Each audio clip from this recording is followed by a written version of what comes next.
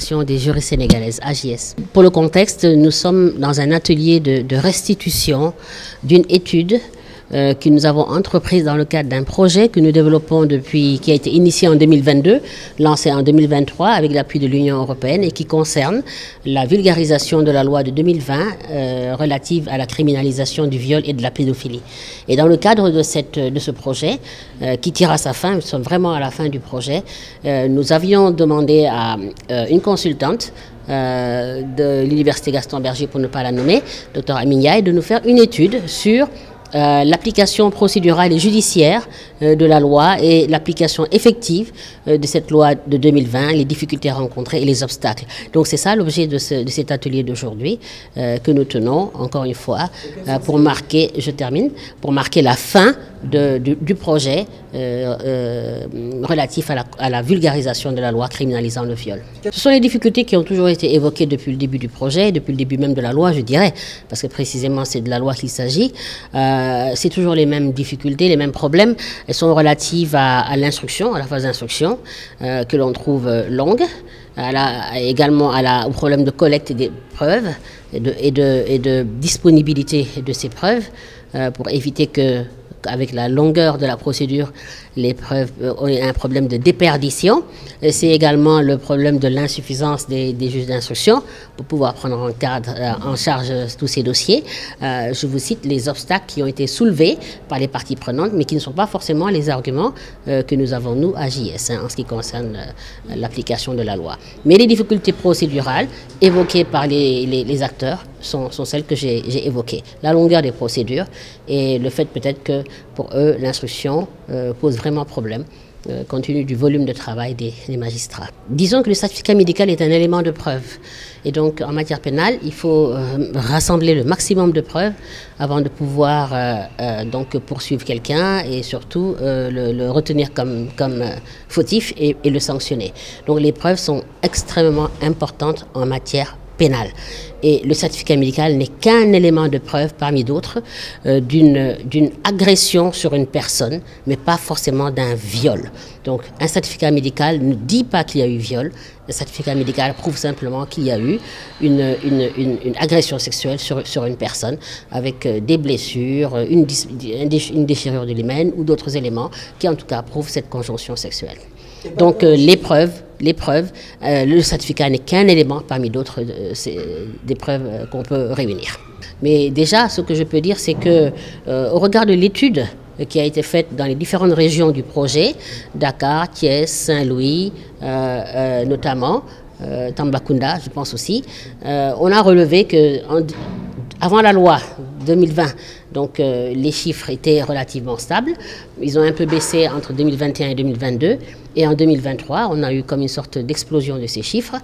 qui sont revenus à la hausse dans les régions du projet. Je ne peux pas vous dire donc de tête les chiffres précis par région, mais globalement, ce qu'on a constitué, c'est quand même une augmentation des cas de viol dans ces régions du projet. Disons que la loi, en soi, ne peut pas suffire pour être à la base des cas de viol. Ce qu'il faut surtout retenir, l'objectif de cette étude, c'était de voir les obstacles qui se posent par rapport à l'application de la loi, par rapport à son effectivité. Mais elle n'a pas fait une étude des causes des viols. Qu'est-ce qui est à la base de ces cas de viol? Est-ce que c'est des problèmes sociologiques, économiques, psychiatriques, de drogue, des faits de société? L'étude ne portait pas sur ça. Ça, c'est un autre volet de notre travail sur lequel nous ferons une restitution plus tard. Mais aujourd'hui, l'atelier avait vraiment pour objet de mettre l'accent sur la loi et les obstacles en matière procédurale et d'application judiciaire.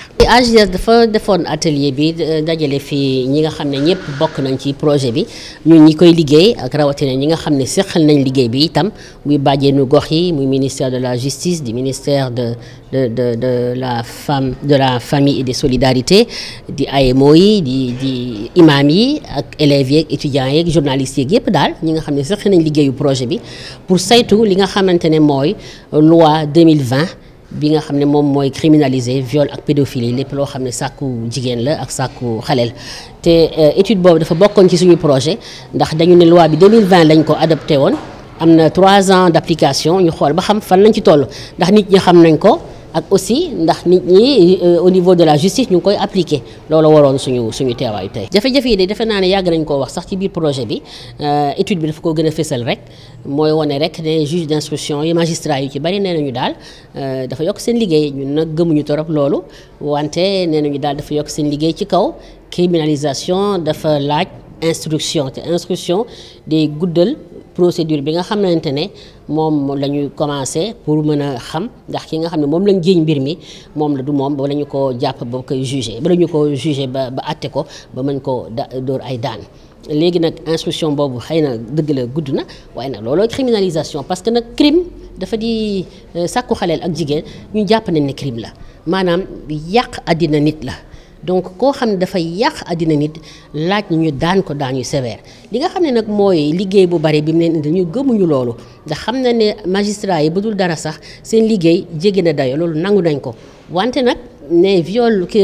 loi criminalisant le viol bi moo indi liggéey bu bari bi loolu moom ànduñu ci ak ñoom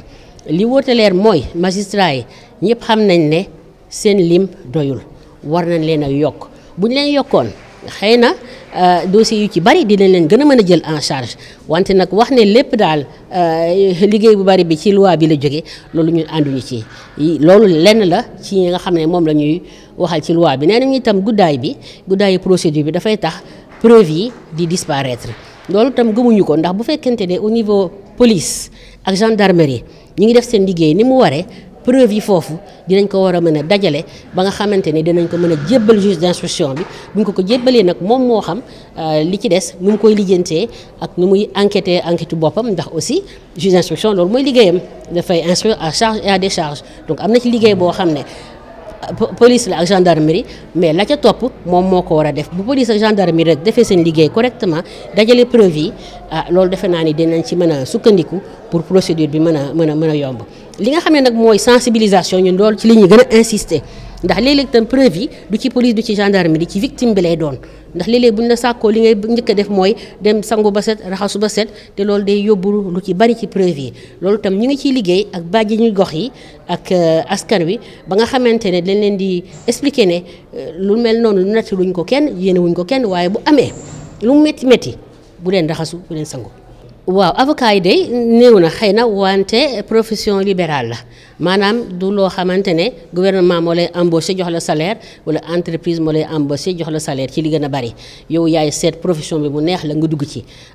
étudiants yi jàng droit nag bari na lool ñu xam nañ ko université Dakar yi ñu ci bari ak yu Sénégal sax laa war a mën a wax étudiant droit yi bari nañ ci kon nag koo xam ne bëgg nga boobu vocation bëgg nga boobu métier baro sax la ñu mën a interpeller ñoom ñoo war a gën a di organiser concours yi régulièrement at mu ne mu am concours yaatal ko di ci former xale yi ba nga xamante ne métier avocat bi dina leen gën a intéressé dinañ ci mën a gën a gaaw a dugg xëy na bu boobaa peut-être avocat yi bari te ñu bañ a concentrer aussi avocat yi ci Ndakaaru ndax defe naa ne ci Dakar lu ñu bari nekk bañ a dem ci région yi.